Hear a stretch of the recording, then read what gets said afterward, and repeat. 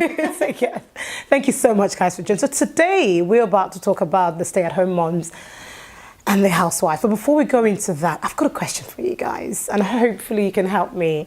It's all about reprimanding children. How do you reprimand a child? So I overheard a conversation recently of two of my friends having a conversation about, you know, having the in-laws over and they've got kids. And she was like, oh, I love my in-laws, but each time the kids come around, they always leave breaking half the glass in the house and all of that.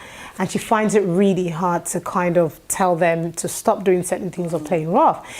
How do you reprimand a child, especially when they're not yours?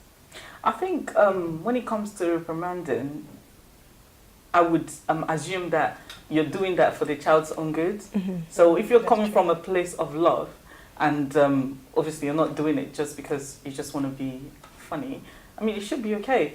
And speak to them, let them know this is what you've done, it's not right, you know, this is what you're costing me by doing what you're doing. And I don't appreciate it in my house. This is how I like things to be, and set the current rules. I don't think if anyone does anything within reasonable, kind of like within reason, that the parents would be upset about it. I think it's going the extra mile, going over the top, that now becomes the problem. So what if when you talk to the child still doesn't listen? And, you know, what do you do? I think the parents probably need reprimanding.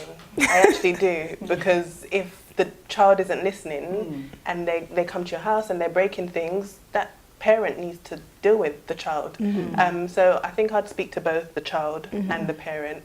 And if they continue breaking things, they just don't come back to my house. I like that. Yeah. And how would you deal with your child? Because obviously you both have children. You've got 3 children, and Medina, you've got 1.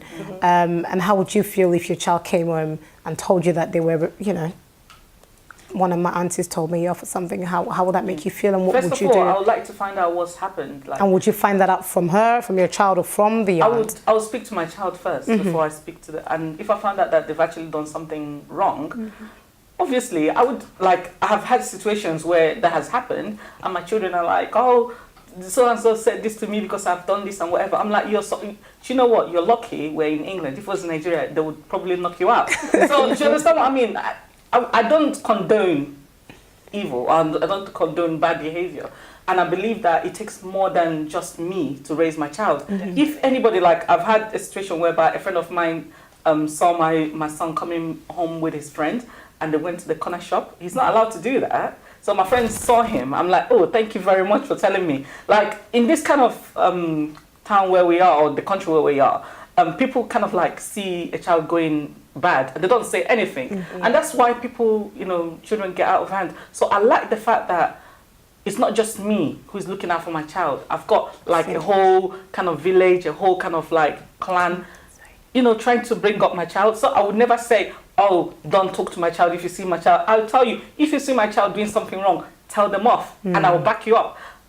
That's how it should be. So that way, they know that people are watching them. It's not just me. They're going to try and pretend to be holy in front of me, and they go outside and do...